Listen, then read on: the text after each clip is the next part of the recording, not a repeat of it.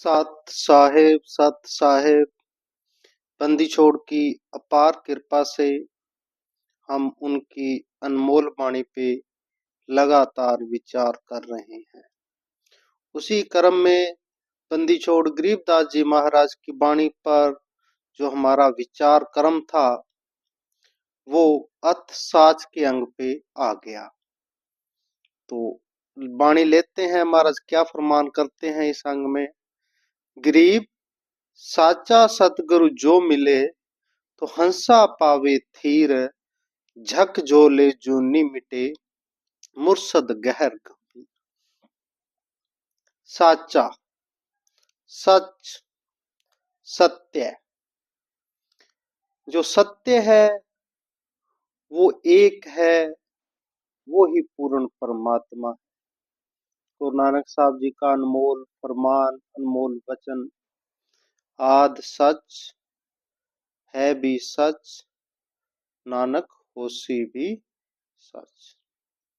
जो सच है, जो सत्य है, वो आद में भी सत्य था, जुगादों में भी सत्य था, पहले के युगों में भी वो अभी भी सत्य है, और अंत में हजारों लाखों अरबों युगों के बाद भी वही सत्य रहेगा।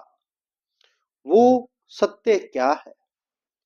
वो सत्य परम सत्य, हमारे शास्त्रों में उसे कहा परम सत्य। कहने का भाव क्या है कि वो ईश्वर, वो ब्रह्म ही सत्य है। वो ईश्वर के बिना कुछ भी सत्य नहीं है। और जो हम देख रहे हैं ये सारा जो है ये माया है। दृष्टि पड़े सो फना है, धर अंबर कैलाश, कृत्रिम बाजी झूठ है, सुरत समो श्वास। जो हम देख रहे हैं ये सारा धोखा है, और ये एक दिन फना होगा। वो जो फना से रहित है वो है सत्य। वो ईश्वर का ही एक नाम है सत्य, जो सदा शाश्वत है। तो महाराज कहते हैं साचा सतगुरु जो मिले, जो उस सत्य का इस जीव को उपदेश दे, जो सतपुरुष जानिए, सतपुरुष उसको जानिए। कौन है सतपुरुष? सतगुरु कौन है? जो सतगुरु उसको कहते हैं जिसने सतपुरुष को जान लिया हो। जो सच्चा पुरुष मीन परमात्मा को जिसने जान लिया वो है सतगुरु। तो महाराज कहते हैं गरीब साचा सतगुरु जो मिले। अगर उस सत्य को जानने वाला कोई सतगुरु मिल गया, उस पूर्ण पुरुष को जानने वाला सतगुरु मिल गया, तो हंसा पावे थीर। तो इस हंस की, इस जीव आत्मा की जो जन्म मरण की भटकना है वो खत्म हो सकती है। बिना सच्चे सतगुरु के कभी भी ये जीव जो जन्म मरण से रहित नहीं हो सकता। महाराज कहते हैं झक झोले जूनी मिटे मुर्शद गहर गंभीर। अगर सतगुरु मिल गए इस जीव को तो जो है झक झोले जूनी मिटे। ये जो कभी ऊपर की जोनियों में जाता है, कभी नीचे की जोनियों में जाता है, 84 लाख योनियों की जो भटकना है वो सब शांत कर देंगे अगर तुझे ऐसे सतगुरु मिल गए, सच्चे सतगुरु मिल गए, जिन जो उस सतपुरुष को जानते हैं, उस कुल मालिक को जानते हैं, जो उस कुल मालिक से अभेदता प्राप्त कर चुके हैं। अगर ऐसे सतगुरु मिल गए तो तेरी जो है 84 की बंधना कटेगी। जैसे बंदी छोड़ ने बहुत पहले गुरुदेव के अंग में प्रमाण कर दिया था। क्या कहा था? गरीब अंधे गुंगे गुरु घने, लंगड़े लोभी लाख, साहेब से परचे नहीं काव बनावे साख। अंधे कहने का यहाँ पर महाराज ने, हमने पहले विचार किया बहुत विस्तार से इस विषय पर कि अंधे कहा, गूंगे कहा, बहरे कहा। लंगड़े लोभी कहा। क्या ये शरीर से कहा? क्या महाराज ने अंधे शरीर से जो अंधे हैं उनके विषय में कहा? नहीं। जिसको उस पूर्ण परमात्मा का, उस परम ईश्वर का, जिनको कोई एक्सपीरियंस नहीं है, जिन्होंने कभी उस पूर्ण सत्ता को देखा ही नहीं, उसको महसूस ही नहीं किया, उस परम सतगुरु के, परम ईश्वर के कभी जिन्होंने दर्शन ही नहीं किए, और जो मंच पे बैठ के वक्ता बनते हैं, औरों को उपदेश देते हैं, तो महाराज ने उन वक्तावादी लोगों को लिए जो करनी नहीं करते, जो उस ईश्वर के जो हर एक कण में विद्यमान है उसके दर्शन ही नहीं किए, उसको देख ही नहीं पाए, उनको अंधे कहा है। फिर महाराज कहते हैं गूंगे, गूंगे कौन है? गूंगा, गूंगा गुरु कौन है? गूंगा और बहरा वो है जो उस परम समाधि की अवस्था में, उस परम ईश्वर की खुमारी की अवस्था में जो आनंद में झूमता है, उसको राग अनंत अनंत चीजें का जो है खुमारी चढ़ती है, जब उस परम लोक का उसको संगीत सुनाई देता है, और वो उस परम मस्ती में, उस सतगुरु की परम मस्ती में मगन होकर कुछ उस परमात्मा की स्तुति करता है, जो अपने आप से हो रही है, किसी तरह का कोई जोड़ मेड़ नहीं है। तो वो है अपने ईश्वर से प्यार। और जिसने कभी उस परम तत्व के रहस्य को, परम अवस्था की जो आवाजें हैं वो सुनी नहीं, जिसके अंदर वो ईश्वर की खुमारी चढ़ी ही नहीं, जो ईश्वर के भजन में कभी मगन हुआ ही नहीं, तो वो तो गूंगा और बहरा है। फिर महाराज कहते हैं लंगड़े, लंगड़े मान लो जिसकी एक टांग हो। एक टांग वाला कौन है? तो एक टांग वाला है जिसने घर बार तो छोड़ दिया, उस परमात्मा को मिलने तो चला, कोशिश तो जिसने की, पूरी कोशिश की, सतगुरु के लड़ भी लगा, ऐसी बात नहीं है, और उसको सतगुरु ने साधना मंत्र भी दिए, परंतु थोड़े से समय में वो मान बढ़ाई में फंस गया। इस दुनिया के जाल में जो प्रतिष्ठता है, जो मेहनती है, उसके चक्कर में फंस के उसने जो है अपना जो करनी थी वो रोक दी, और कथनी कथनी करके लोगों को उपदेश देने लगा। तो ऐसे को महाराज ने कहा कि ये लंगड़े है, ये भी कभी पहुंच नहीं पाते।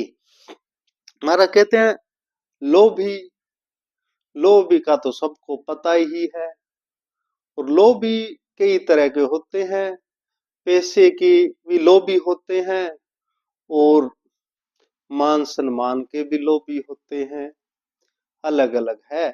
पर जो लोभ है असल में किसी भी चीज का है, वो तो डुबाने वाला ही है। तो महाराज कहते हैं साहिब से परिचय नहीं, और जो उस पूर्ण मालक से, पूर्ण परमात्मा से जो परिचित नहीं है, जो उस पूर्ण परमात्मा के साथ में जिसने अभेदता प्राप्त नहीं की है, जो उस परमात्मा का को हर एक कण कण में जो है साक्षात्कार नहीं कर रहा उस परम मालिक का, तो फिर भाई फिर उसका मुश्किल है। और महाराज कहते हैं परिचय नहीं, काव्य बनावे सा, काव्य बनावे। काव्य बनाने का मतलब है जो ऐसे ही, जैसे कवि कोई कविता लिखते हैं, कोई गीत लिखते हैं, ऐसे ही उस परमात्मा की स्तुति में कोई दूसरों की सुनी सुनाई बातों पर अच्छे शब्दों की सेटिंग करके भजन बना देता है, शब्द बना देता है। तो उससे क्या हो जाएगा? उससे ही हो सकता है 2-4 मिनट के लिए उस शब्द को सभा में गा बजा कर जो सामने जनता बैठी है उसको नचा सकता है, इससे ज्यादा कुछ कर नहीं सकता, उनको पार लगा नहीं सकता। ऐसा महाराज गरीबदास जी अपनी अनमोल वाणी में फरमान कर रहे हैं। कि साचा सतगुरु जो तो मिले, तो हंसा पावे थीर, झक झोले जूनी मिटे, मुर्शद गहर गंभीर। फिर महाराज कहते हैं, गरीब साचे को तो साच है, कूड़े को है कूड़, बेल होत कंगाल का, गल में पहरे जूड़। महाराज बंदी छोड़ गरीबदास जी से किसी ने पूछा कि राम कैसा है? महाराज ने कहा, राम जैसे को तैसा है, जैसा जिसका भाव है उसको वैसा ही नजर आएगा। तो वही बात यहाँ पे महाराज लिखते हैं, साचे को तो साच है, कूड़े को है कूड़। जो पूर्ण समर्पण जिसने किया, जिसके हृदय के अंदर सच्चाई है, तो उसकी तो वहां उसको सहारा, तो वो कुल सच्चा मालिक जो है वो बनेगा। और कूड़े को है कूड़, और जो सिर्फ दिखावे में पाखंड में आके एक अडंबर करता है, जो सिर्फ कूड़ा मतलब झूठ, जो झूठा यहाँ पे अलंबन करता है, झूठ भाषण करता है, तो उसका रिजल्ट फिर झूठ ही उसको भी मिलेगा और मानने वालों को भी मिलेगा, इसमें तो कोई दो राय है नहीं। महाराज कहते, बेल होत कंगाल का, गल में पहरे जूड़। पहले अब तो बहुत कम हो गए।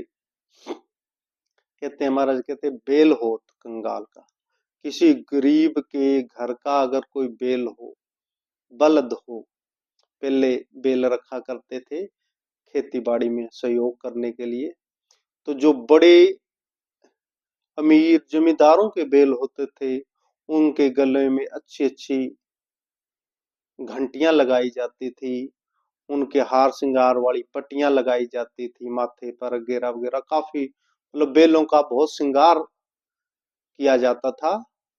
कभी देख सकते हो आप, पुराने जहाँ कल्चरल प्रोग्राम होते वहां पे दिखाया जाता है। और जो गरीब होता था, तो उसके तो कुछ ऐसी घंटियां, ना घंटियां होती थी, ना कोई अच्छी रंगीले रिबन पट्टियां होती थी। तो वो क्या करता था, वो जो उसकी पुरानी जुत्ती होती थी ना, जो खराब हो गई, गिरने लायक हो गई, उसको एक रस्सी में पिरो के उसके गले में बेल के बांध देता था। तो वही बात महाराज यहाँ कह रहे हैं कि अगर भाई उस यहाँ पे अमीर का मतलब, अगर जो उस परमात्मा से मिल गया वो अमीर है, वो सतगुरु अमीर है, जो उस मालिक से भेद हो गया, अगर उसके मिल गया तो भाई ठीक है। अगर किसी कंगाल के जिसको कुछ है ही नहीं, जिसके हाथ पल्ले कुछ नहीं है, अगर उससे मिलेगा, उससे तेरा प्रेम है, तो फिर तेरे गले में फिर घंटियां नहीं होगी, फिर वो जो पुरानी जुत्ती का जो लित्र है वो तेरे गले में पहनाया जाएगा। इसके ज्यादा कुछ होने वाला है नहीं। कहने का भाव क्या है? कहने का भाव है कि हे जीव, तू सच्चे सतगुरु से प्रीत कर, सच्चे ज्ञान से प्रीत कर, सच्चे साहिब से प्रीत कर, सत्संग कर, संतों के वचन सुन और उस पे अमल कर, तब तेरा कुछ भला होगा, नहीं तो नहीं। फिर महाराज आगे बोलते हैं, गरीब साचे को प्रणाम है, झूठे के सिर दंड, ठोर नहीं त्यो लोक में, भरमत है नौखंड। जो सच्चा है, महाराज ने जैसे आरती में भी हम कहते हैं ना, गरीब सतवादी सब संत है, अपने अपने ठोर।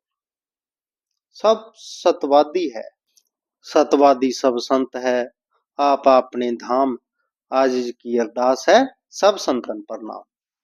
जो सतवादी जो भी है, कहीं भी है, चाहे वो पहले हो चुका है, चाहे अब मौजूद है, चाहे आने वाले समय भी होगा, उन सभी को हमारा प्रणाम है। अपने अपने धाम, आज की अरदास है सब संतन प्रणाम। और जो सत्यवादी है उनको प्रणाम है। झूठवादियों को तो महाराज ने आगे बहुत बड़ा लेक्चर दिया है भाई, गरुआ गांव बिगाड़े संतो गरुआ गांव बिगाड़े, ऐसे कर्म जीव के ला दिए, बहुत जड़े नहीं झाड़े। और जो झूठे पाखंडी थे, उन्होंने तो ऐसे ऐसे कर्म इस जीव के लगा दिए कि जिससे छुटकारा पाना इतना मुश्किल हो गया कि पूछो मत। तो महाराज ने सत्यवादियों को प्रणाम किया है।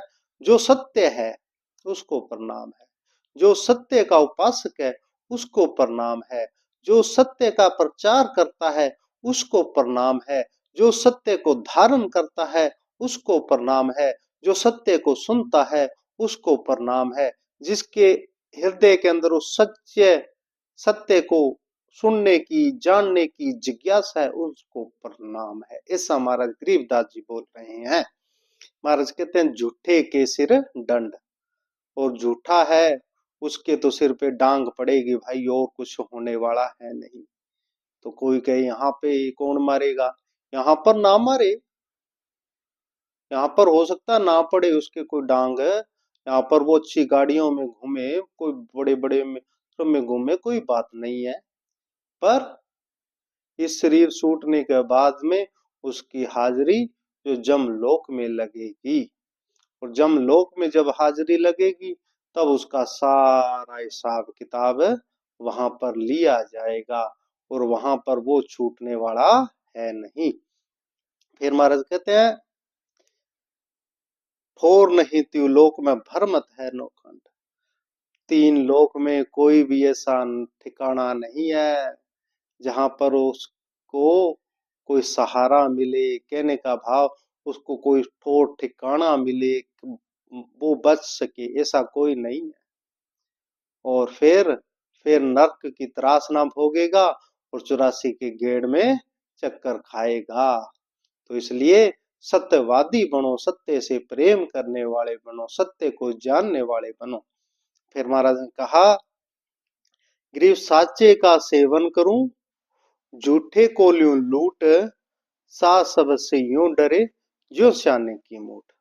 देखो यहाँ पे महाराज जहां पर झूठे की बात आएगी वहां पर महाराज जी थोड़े से कड़े शब्द भी बरतेंगे, उपयोग करेंगे। तो महाराज ने कहा साचे का सेवन करो। साचे की तो जो सत्य है, सतगुरु है, उसके तो हम सेवा करते हैं, सेवन करते हैं, उसको सुनते हैं, उसको मानते हैं। और झूठे को ल्यों लूट, और भाई झूठा है वो तो भैया अपनी जान का आप जिम्मेवार है। फिर ऐसे कह देते हैं ना भाई, यहाँ पे कुछ करेगा तो भाई सवारी अपने सामान की आप जिम्मेवार है। ऐसा ही है भाई, झूठा हमारे इलाके में हमारे सामने मत आए, नहीं तो उसका काम हो जाएगा। तो भाव कहने का क्या हमारा जाके कहते हैं साच शब्द से यूं डरे यूं सियाने की मोट। साच शब्द से कौन डरता है, सत्य से कौन डरता है? सत्य से जम के दूत डरते हैं, सत्य से 84 डरती है, सत्य से जो ये पाखंड है ये डरता है, सत्य से जो अज्ञान का अंधकार है वो डरता है। और जो सत्य है, सत्य ही है जो अज्ञान को नष्ट करता है, जो 84 को नष्ट करता है। सत्य ही है जिससे जम्मों के जो जाल है वो नष्ट होता है, ये सत्य है। महाराज कहते हैं सात सब से यूं डरे ज्यों सियाने की मूठ। जैसा अभी तो बहुत प्रकृति बदल गई, एक तरह की सदियां बदल गई। हमारे देखने में, सबके देखने में, आपके भी याद होगा कि जब कोई सियाना बुजुर्ग घर का बड़ा थोड़ी सी टेढ़ी नजर से भी देख लेता था तो बच्चे और बाकी सभी शांत हो जाते थे, भाई पता नहीं ये क्या कह दे। वो सिर्फ देखने भर से ही उनका काम चल जाता था। ऐसे ही गली मोहल्लों में जो सियाने लोग होते थे, एक दो जो सारे अगवा होते थे, वो अगर थोड़ी सी आवाज में बोल देते थे क्या है, इतने में सारे शांत होके अपने अपने जगह बैठ जाते थे, लड़ाई झगड़ा छोड़ देते थे। तो यह है सत्य की वचन, यह है सत्य भाषण की पावर। फिर महाराज कहते हैं गरीब साचे को सिजदा करूं, झूठे झलके माहे, त्रिगुण अगन जलत है, झूठे बह बह जाए। कहने का भाव है वही बात महाराज उसको ही थोड़ा सा और अलग अलग नए शब्दों में हमें समझा रहे हैं कि साचे को सिजदा, सिजदा कहते हैं दंडवत प्रणाम को, कि हम सच्चे हैं, सतगुरु को है दंडवत प्रणाम करते हैं और झूठे जल के माए, और झूठे जो है वो यहाँ से दूर हो जाएं, तितर हो जाएं। फिर महाराज कहते हैं त्रिगुण अगन जलत है, झूठे बह बह जाएं, कि इस जीव के ऊपर जो है त्रिगुण रज तम सत का प्रभाव है, उस प्रभाव के अंदर ये हर समय तृष्णा में, तृप्ति में ये भटकता है। महाराज कहते हैं जलन है, कोई भी जीव है इस संसार का देख लो, इस माया के प्रभाव के कारण उसके अंदर कहीं भी चैन नहीं है, कहीं भी विश्राम नहीं है, कहीं भी उसको आनंद नहीं है, एक अतृप्ति की भावना है, कुछ पाने की ऐसी उसके अंदर तड़फ है कि वो उसके पीछे भागा भागा है। अगर करोड़ की उसने पहले कामना, करोड़ मिल गया तो 100 करोड़ की कामना। मतलब कहने का भाव है भागम भाग इतनी ज्यादा है इन तीन गुणों के प्रभाव से, महाराज कहते झूठे बह बह जाएं, और ये तो इस भव सागर में बह जाएंगे, इनको कोई भी ठोर ठिकाना मिलने वाला है नहीं। महाराज कहते हैं ग्रीव साचे का सुमरण करूं, झूठा धो जंजाल, साचा साहेब आप है, झूठ कपट सब काल। कहने का भाव क्या है कि हम सतगुरु से प्यार करते हैं, हम सतपुरुष से प्यार करते हैं, और उनके द्वारा बताए गए का हम ध्यान करते हैं, सुमरन करते हैं, आत्म चिंतन करते हैं। झूठा धो जंजाल, साचा साहिब आप है, झूठ कपट सब काल। जो सतगुरु है, जो सच्चा है, जिसके अंदर सच है, जो सत मंत्र है, जो परम पुरुष है, वो एक ही है। जो सत्य है वो ही परमात्मा है, और जो झूठ है वो काल है, और झूठा कपटी सब काल है। महाराज कहते हैं ग्रीव साचे के चरना लगूं, झूठे काल्यों शीस, साच सकल में रहेगा, झूठ ना बिस्वे बीस। कहने का भाव यहाँ पे देखो, थोड़ी सी महाराज कड़े शब्दों में भी बोल रहे हैं, साचे के चरणों लगूं, जो सतगुरु है उसके तो चरना लगता हूं, और जो झूठा पाखंडी है, झूठे कालियों शीस, उसका तो मैं सिर काट दूं, ऐसे समझ लो। कहने का भाव भाई वो तो हमें बिल्कुल ही मान्य ही नहीं है। फिर महाराज कहते हैं सच सकल में रहेगा, झूठ ना बिसवे बीस, और जो सच है वो ही सदा रहने वाला है, वो सदा शाश्वत है, वो सदा रहेगा, हमसे पहले भी था, हमारे बाद भी रहेगा।